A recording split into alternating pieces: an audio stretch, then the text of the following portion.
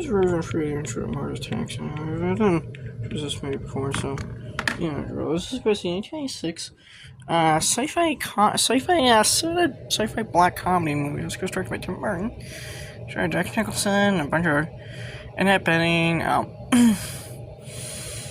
Jack Nicholson, Glenn Close, Natalie Portman, Annette Bening. This movie was of course the second time that Jack Nicholson actually worked with Tim Burton after Batman. Now, this was actually the last collaboration. I don't know why they didn't work together right now. Originally, The World of the President was actually originally written.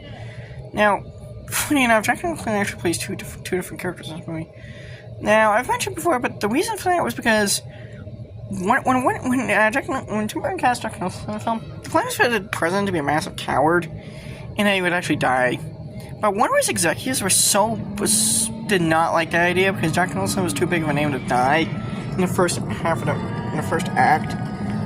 So Tim Burton came up with a solution: have Jack Nicholson play two different characters and one could die, be a dead meat. However, both his characters ended up dying anyway, so.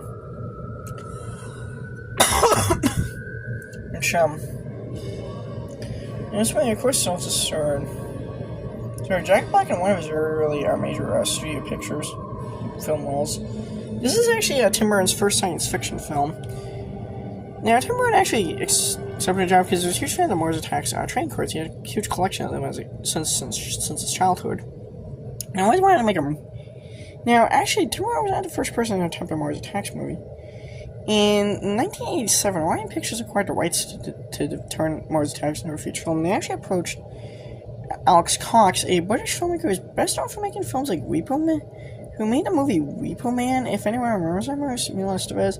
Also made Sid and Nancy with Gary. There was, of course, Gary Oldman's big breakout movie role. Now, this movie also starred Alex Cox's take on the property was much darker and actually aimed for an R rating. It was apparently much more violent and gruesome. But his take on the property ended up being rejected, apparently due to budgetary concerns, as apparently his version was supposed to be too expensive.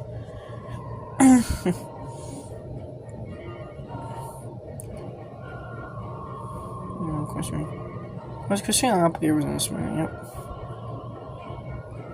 Pam Grier. This movie had, so many big names in this movie. I mean, it's insane.